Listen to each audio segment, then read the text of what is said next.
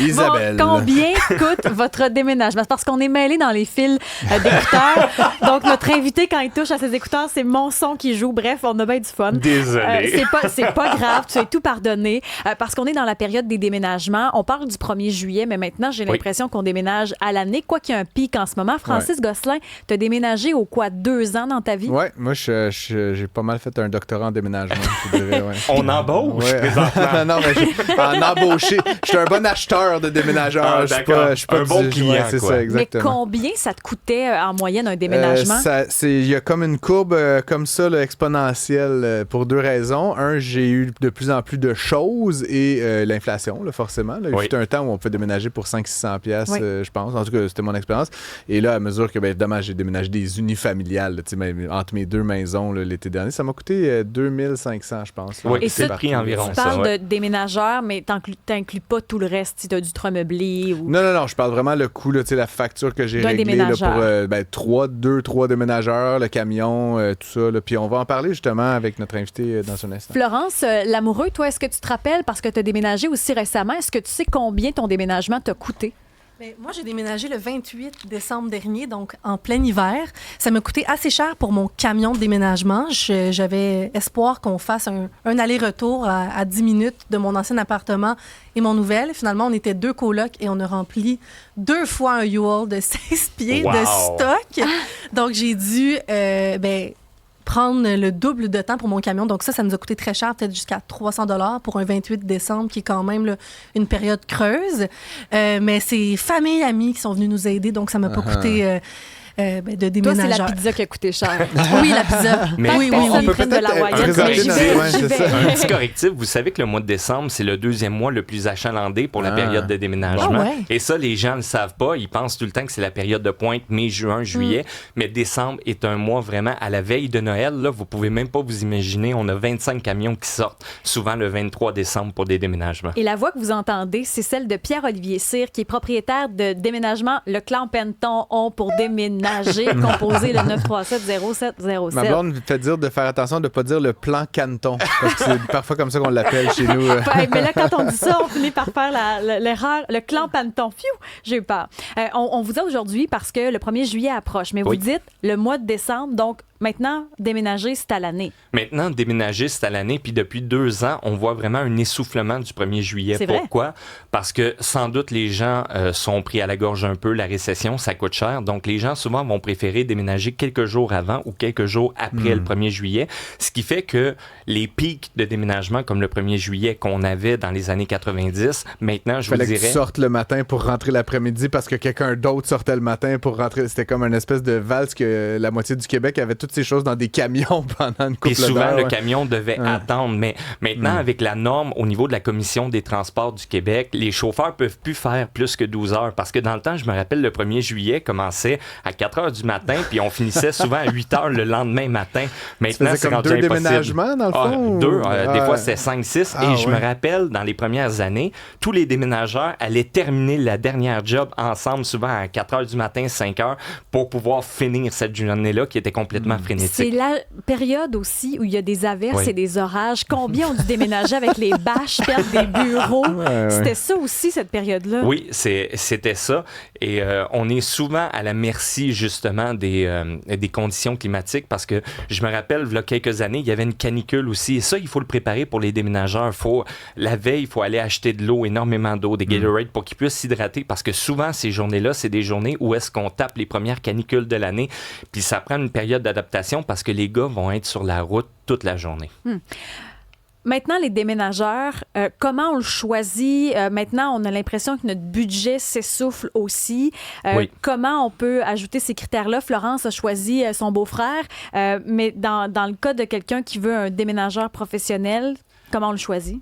Premièrement, on peut aller voir la CAM, l'Association du camionnage, mais autre chose, faites affaire avec des compagnies qui sont réputées. Pas nécessairement juste le Clan Panton, mais prenez une compagnie réputée. Et souvent, si l'offre est trop belle, si l'offre c'est trop bon pour être vrai, à ce moment-là, n'y allez pas. Pourquoi? Parce qu'on a encore des situations, par exemple, des gens qui disent « Moi, j'ai réservé pour le mois de juin, juillet, 2 hommes, un camion, 75$ de l'heure. » Puis les gens pensent vraiment qu'ils ont fait le deal du siècle. Bien au contraire, le déménageur, ça se peut qu'il ne se présente pas. Et une autre chose, pourquoi faire affaire avec des déménageurs, dans le fond, qui sont qualifiés, c'est le service après-vente. Tu sais, vous n'avez vécu des déménagements, ça se passe pas toujours bien. Même avec mon entreprise, il y a des fois où est-ce qu'il y a des petits accros qui se passent. Ce qui est important, c'est de pouvoir contacter le déménageur après qui va s'occuper de votre situation puis votre dossier. Donc, ça, c'est très important. Faites affaire avec le plus d'entreprises, les commentaires Google, les avis. Maintenant, c'est tellement facile de se renseigner. Il n'y a plus juste le guide des pages jaunes. Donc, vous pouvez vous renseigner. J'ai une question pour toi, moi, parce que tu m'as offert un job, puis bon, je t'ai dit non, mais quand même... tu la prends en considération. C'est un bon business. J'ai une question en deux temps, mais mettons, on entend dire que les jeunes sont à 14% de taux de chômage. Oui. Tu en cherches-tu des déménageurs? C'est quoi les conditions pour faire un bon déménageur? Moi, j'imagine le gros fier à bras et tout, mais puis l'autre affaire, c'est-tu payant faire ça comme job? C'est quand même assez payant. Ouais, oui, c'est quand même assez payant. Premièrement, on n'a pas de pénurie de main-d'œuvre, pas au Clan-Panton, parce que cette année, à cause de la récession, à cause du prix des logements, vous savez, dans le temps, on déménageait parce qu'on pensait sauver de l'argent. Oui. Maintenant, si on déménage, on n'est plus sûr de rien. Non. Et souvent, ça va avec augmentation. Ce qui fait que le nombre de déménagements cette année versus les années précédentes, juste pour le Grand Montréal, on est à moins 30 à 40% de déménagements pour la période de pointe. On est en récession, ça va pas bien, les gens n'ont pas d'argent, ce qui fait que les prix sont moins chers aussi également. Vrai. Mais c'est énorme, mais vous dites 30 à 40%, on l'a entendu nulle part, cette statistique-là. Non, exact. Puis c'est pour ça qu'il faut en parler, parce qu'en ce moment, qu'est-ce qui fait ça? Il y a plusieurs facteurs. Comme je le disais, il y a la récession. Il y a également, il manque pas de logement. Hein? On entend... C'est parce qu'en ce moment, tout ce qui est rénové, c'est des logements locatifs qui coûtent extrêmement cher. Ouais, et c'est pas ça qu'on a de besoin. Ce qu'on a de besoin au Québec, ce qu'on a de besoin à Montréal, c'est des logements qui sont abordables pour les gens. Et on est dans ce cercle vicieux-là. Des logements plus à 1 000 qu'à 2 000 mettons. Là, exactement. Et j'ai un autre problème, c'est qu'en ce moment, mon entrepôt est plein à craquer parce qu'il y a des gens depuis 1 an qui cherchent un logement et qui sont pas capables de trouver un endroit. Et il y en a qui sont chanceux, qui peuvent habiter chez la famille, par exemple, des amis, mais il y en a qui dorment dans leur voiture. Et ça, c'est dramatique en ce moment. Combien et ils nous appellent. On en a facilement une dizaine de personnes qui cherchent encore un appartement en ce moment. Il y en a qui vivent, comment je peux dire, chez de la famille, mais t'en as également qui sont en situation de détresse en ce moment. Puis ça, je trouve ça dommage parce qu'on doit les aider, ces personnes-là. Mais c'est parce que dans la pyramide de Maslow, avoir un toit sur la tête, c'est l'étape numéro 1, c'est la base de la pyramide. Et c'est pour ça qu'ils nous appellent en détresse, ces personnes-là, parce qu'ils ont besoin d'aide. Puis ils veulent s'assurer qu'on ne jette pas leur stock. Non, vous inquiétez pas. Les affaires, on l'a. Combien entreposé? Si on parle d'un caisson environ 6 pieds par 4 pieds de profondeur, on parle environ entre 80 et 100 $. Mais en ce moment, c'est pas pour rien qu'il y a autant de mini-entrepôts qui se créent. Pourquoi? Parce que les gens savent plus où mettre leurs choses, leur matériel. Et il y a une pénurie de logements également, pénurie d'espace, et c'est vers là qu'on s'en va. Et quand vous dites 100 $, c'est par jour, par semaine, par mois? C'est par mois, pardonnez-moi. C'est vraiment par mois. Mais un logement, par exemple, un 4,5, ça peut prendre 3-4 caissons, des fois 5. Ça dépend si les personnes sont des gens qui ont là, aussi... Je vais sonner comme obsédé, mais moi, le métier de déménageur m'obsède. C'est qui ces gars-là? Là? Parce que, tu sais, moi, ils viennent, ils passent 8 heures dans ma vie, ils sont bien fins. Tu sais, je leur serre la main, je leur donne un petit pourboire, puis je les revois jamais. Mais comme, tu sais, ils habitent où? Ils font quoi? Ils font ça toute leur vie? Ils ont toujours rêvé d'être déménageurs? C'est qui le déménageur là, qui travaille au plan... Au plan Canton? Faut pas dire les affaires qu'il faut pas dire. On voit... Non, c'est ça. Voldemort. Non. Mais, tout ça pour dire, il y a 2 types de déménageurs, OK? Les premiers déménageurs, c'est ceux de carrière, comme André Fortin, par exemple, qui, lui, ça fait 30 ans qu'il fait du déménagement, puis tu peux pas y faire autre chose. Et tu as également les personnes à qui on donne une deuxième chance. C'est très important. Lorsqu'on fait le screening, si je puis dire, c'est pas des voleurs, c'est pas des tueurs, c'est des gens qui ont payé. Exactement. Et c'est pour ça, ces personnes-là, souvent, sont tellement heureux d'avoir une deuxième chance dans la vie qui deviennent, c'est les plus fidèles employés que j'ai. Maintenant, la question, est-ce que c'est payant? Tout dépend ce qu'on fait. Il y a les aides déménageurs, c'est quand même très, très payant. C'est beaucoup, beaucoup plus que le salaire minimum. Et par la suite, il y a différents rôles. Il y a le rôle de déménageur, il y a le chauffeur classe 5, il y a le chauffeur classe 3 et le chauffeur classe 1. Mais il n'est pas rare. Ça, c'est des plus gros camions. Là, exact. Mettons, là, oui, c'est ça. Moi, on a déménagé avec un 18 roues là, quand je suis parti de chez moi. C'était quand même impressionnant. Là, la grosse c'est pas toi qui chauffais, par exemple. Non, c'était classe 1, non, il roule en trottinette. Ça aurait été long à pousser. Avec un petit trailer en arrière. Mais donc, c'est très payant. Puis en plus de ça, il y a le type aussi. Il est à la discrétion du client. Puis ça, je le dis, là, il faut jamais que vous vous sentiez obligé. OK? Ça, c'est primordial. Ouais. Et si vous vous sentez obligé, peu importe ce soit le client ou n'importe quelle autre entreprise, appelez le service à la clientèle, on s'en occupe, on va régler la situation. Mais le type, c'est vraiment un bonus pour remercier les gars, dans le fond, pour dire bravo, vous avez fait de la bonne job. Ça, c'est un bon point. Puis je voulais vous y amener sur les tarifs. Oui. Parce que on peine à se trouver un logement. Oui. Tout est cher. Le Clan Planton, comme les autres, j'ai appelé partout. Tout le monde est au même tarif à peu près. Oui. Ça coûte à peu près 189 de l'heure. 185 de l'heure, ouais. 3 hommes, un camion pour la période aller jusqu'au 23 juin. Par la suite, on passe à 225 et pour le 1er juillet, 325. Mais pourquoi c'est si cher? Oui. OK, je vais vous l'expliquer. Et ça, c'est pas assez, dans le fond, expliqué à la population, puis je suis heureux que vous m'accordiez la chance. Par exemple, pour un 4,5, ça peut coûter... Moi, ça me coûtait quoi, 1200. Là. C'est très cher, c'est parce que on doit... réserver des camions supplémentaires pour, dans le fond, répondre à la demande. Il y a les camions supplémentaires qui nous coûtent une fortune et il y a la main-d'œuvre supplémentaire également. On fait affaire avec des agences de placement qui nous coûtent plus cher également. Et ça, malheureusement, on est obligé de refiler la facture au client. Et c'est pour ça, le meilleur truc que je peux donner, puis souvent les gens me disent, c'est quoi le meilleur conseil? Évitez les débuts de mois et les fins de mois, c'est-à-dire le 30, 31, 1er, 2, 3. Et par la suite, si vous êtes capable simplement de déménager en plein milieu de mois, votre facture va réduire considérablement. Mais les gens pensent qu'on s'en met plein les poches. C'est pas ça. C'est vraiment une situation simplement que nos coûts sont plus élevés pour cette période-là. Et puis je suis heureux en ce moment de la tournure des événements, du fait que ça devient plus, dans le fond, un événement le 1er juillet, mais plutôt que c'est en train de s'étaler tout au long de la période de juin. L'autre affaire aussi, c'est parce que les extras. Moi, ça m'est arrivé, je savais pas, mais vous avez un meuble qui est lourd, alors vous devez payer un extra. Mais là, les déménageurs sont là. Je me dis, ben là, j'ai pas le choix, il faut que je déménage, donc je le paie, mais d'un coup sec, un 200 $ de plus. Oui. Ça, souvent, les bonnes compagnies de déménagement, lorsque vous allez les appeler, ils vont vous le mentionner au téléphone tout de suite. Est-ce que vous avez des extras? Des extras, c'est quoi? C'est un coffre-fort, c'est un piano, c'est une table de marbre, par exemple. C'est des objets qui sont hyper lourds ou qui demandent de la manutention particulière. Donc là, à ce moment-là, oui, on va charger un extra et ça, c'est complètement normal. Pourquoi? Parce que de un, ça couvre cette manutention-là spéciale. Des fois, on a besoin d'équipements supplémentaires, d'hommes supplémentaires, mais également, c'est pour le risque de blessures par rapport aux hommes, parce que c'est sûr et certain, le déménagement, c'est pas un métier qui est simple, OK? Non, c'est un métier qui est très physique et dans le fond, ça comble un peu ce risque-là au niveau, donc ça nous aide par rapport à ça. Mais ce qui est important par rapport à l'extra, c'est renseignez-vous lorsque vous appelez, OK? Souvent, les gens vont pas nécessairement le demander aux vendeurs ou aux représentants au bout de la ligne, mais demandez-le. Est-ce qu'il y a des extras? Puis faites l'inventaire de ce que vous avez chez vous, parce qu'un piano, c'est sûr, c'est un extra. Je pense que des fois, pour le consommateur, c'est pas toujours évident. Par exemple, nous, on avait un lit qui a été fait chez nous en bois. C'est un lit qu'on plie pour la visite. Donc, ça fait une espèce de bureau quand il n'y a pas de visite, puis on ouvre l'espèce de lit en bois là, qui est par terre par la suite. Ça, c'est assez massif. C'est un lit 2 places. Oui.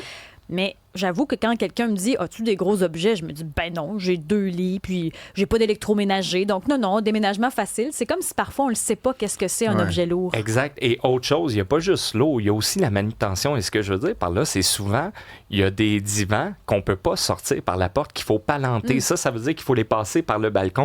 Ça, c'est de la manutention supplémentaire. Il faut faire très attention. Et ça, on le réalise pas. Et vous savez, souvent, les gens nous mentent au téléphone. Puis c'est important. Non, mais attendez, je m'explique. Je vais vous expliquer pourquoi. Les gens vont nous mentir en nous disant « Non, mais c'est un 3,5 ». Mais en réalité, ils habitent dans un 5,5. Et ça nous crée des problèmes. Un déménagement, c'est toujours payé à l'heure. Donc, soyez honnête. Pourquoi? Parce que si vous me dites que c'est un 3,5, mais en réalité, c'est un 5,5, on vous enverra pas la bonne grosseur de camion. Mais là, tu m'ouvres la porte. Toi, Pierre-Olivier, mais parce qu'il faut parler des gens. Oui. Parce que, bon, moi, vous me connaissez un peu. Je suis très organisé. Fait que moi, les déménageurs arrivent, tout est dans des toc-toc, les boîtes sont identifiées, j'ai des livres, c'est numéroté de 1 à 48. Les gens, là, quand ils déménagent, sont-tu prêts à déménager ou c'est comme j'ai appelé déménageurs, des sacs de vidange, puis tu sais, c'est comme... 2 types de personnes. T'as ceux qui sont hyper prêts et t'as celle-là, je la raconte à chaque année parce que c'est tellement drôle. Les déménageurs arrivent et il y a encore un poulet dans le four et la personne voulait que le mais poulet... Mais ça va coûter cher. Ben oui, les gars, ils étaient payés à l'heure. Il restait juste une table, 3 chaises. Les gars attendaient puis la madame faisait cuire son poulet, mais il fallait que le poulet soit terminé d'être cuit. Donc, t'as 2 types de personnes pour répondre à ça. T'as les personnes qui sont hyper prêtes, que les boîtes sont toutes dans la même pièce, bien identifiées. Et ça, ces personnes-là vont sauver énormément d'argent. Bien sûr. OK? Et puis ça, c'est un autre conseil qu'on peut se dire. Démontez vos meubles si vous êtes capable. Parce que vous savez, les vis, toutes dans le même sac. Pourquoi? Parce que ça, c'est du temps que les déménageurs vont prendre à remonter. Donc, tu as les personnes qui sont hyper prêts, dans le fond, pour le déménagement, et tu as les autres, c'est complètement désorganisé. Il y en a même, des fois, on arrive, c'est nous qui les réveillent en ce moment, puis « Oh, excusez-moi, j'ai pas eu le temps de rien préparer. » Tu déménages. Oui, non. C'est des situations, puis vous riez, mais il y en a énormément de ce genre de situations-là. À 185 $. Et c'est souvent ces personnes-là, après ça, qui nous appellent pour nous dire « Ouais, ben mon déménagement, ça a pris beaucoup trop de temps. Comment ça, c'est cher comme ça? » Bien, plus vous êtes prêt, plus vous allez réduire la facture. Il y a Francis qui me mentionnait, c'est arrivé à certaines occasions qu'il y a des gens qui mangeaient sur ce chiffre-là ou encore allaient mettre de l'essence. Moi, c'est arrivé. Est-ce qu'on peut refuser ça comme c'est sur le temps qu'on paie? Moi, ce que je vais vous dire, là, payez la facture, OK, pour commencer, mais par la suite, appelez le service à la clientèle. Comme nous, au Clan Panton, il y a des situations comme ça qui se produisent. C'est sûr que certains, on n'est pas infaillible, là. Mais nous, c'est le service à la clientèle après aussi où est-ce qu'on se rattrape. Donc, pour ce genre de situation-là, si, par exemple, les gars ont pris 1 heure pour manger, pas de problème, on va vous l'enlever, madame, c'est sûr et certain. Comment on le prouve? Savez-vous quoi? Vous n'avez pas nécessairement à prouver. On le voit, les personnes qui veulent... Tu sais, la personne qui me dit, écoutez, on a déménagé, il me demande 10 Rolex, 4 sacs Versace. Là, tu dis, ouais, OK, pas trop sûr. Puis t'es pas photos? C'est ça. Mais pour les autres personnes, par exemple, ça, il n'y en a pas de problème là, à ce niveau-là. C'est-à-dire, vous appelez, vous parlez au directeur du service à la clientèle, puis il n'est pas rare qu'on crédite... Ça, c'est une bonne question parce qu'on a quelques textos, bien évidemment. Oui, on veut, quand ça va moins bien, souvent, les gens sont plus vocaux. Mais il y a Aline, entre autres, qui disait, moi, j'ai déjà fait affaire avec cette compagnie. Ils ont perdu 2 de mes boîtes de photos et un savon pour laver lors du déménagement. Qu'est-ce qu'elle aurait pu faire, cette dame-là, si elle dit qu'elle a perdu des boîtes? Vous appelez au service à la clientèle. Premièrement, ce qui est important, à la fin du déménagement, là, vous allez toujours vous assurer que le camion est vide. Et ça, c'est primordial. Souvent, les gens ne veulent pas le faire, sont fatigués, sont tannés. Allez voir dans le camion pour être sûr, parce que des fois, c'est une toile qui est placée entre 2 boîtes, le long de la boîte de camion. Des fois, c'est des boîtes. Peu importe, vérifiez ça. Et par la suite, essayez de défaire vos boîtes le plus rapidement possible. Pourquoi? Pour par la suite parler au service à la clientèle, parce que vous savez, c'est frais. Mais... à l'effet inverse, souvent, il y a des personnes qui nous écrivent le lendemain en nous disant « il me manque telle boîte, telle affaire », mais les boîtes ne sont pas défaites et souvent, c'est 1 mois plus tard que la personne nous rappelle en nous disant « j'ai retrouvé ces items-là ». Dans le cas de David et Janine, eux, c'est dans le coin de Québec il y a quelques années. Il semblerait qu'il y aurait eu bris de matériel et puis ils n'ont pas été capables de se faire rembourser ou dédommager. Là, on sent ici qu'il y a encore une frustration là, depuis 2 ans. Ça, c'est normal. Et des bris, ça l'arrive fréquemment. Puis je vais simplement vous donner quelques exemples, pardonnez-moi. Les tables de marbre. Souvent, les tables de marbre, les gens ont des petites tables. Ça, le marbre, s'il n'a pas bougé pendant des années, c'est sûr et certain que dans le transport, ça va s'abîmer. Puis je vous le dis, j'ai une augmentation considérable en ce moment des plaintes et des objets brisés, simplement à cause des rues de la ville de Montréal en ce moment. Oui, parce qu'il y a tellement de nids de poules, on a beau abrier, on a beau protéger, ça nous coûte beaucoup plus cher au niveau de l'entretien des camions. C'est épouvantable. Et les gens, souvent, puis c'est souvent ceux qui vont faire leur propre boîte toute seule. Puis je vous donne l'exemple. Les assiettes, là, on met dans une boîte, on met du papier dans le fond et toutes les assiettes vont être à la verticale. Puis on met du papier entre chaque. Souvent, les gens ne vont pas payer pour l'emballage, ils vont le faire eux-mêmes.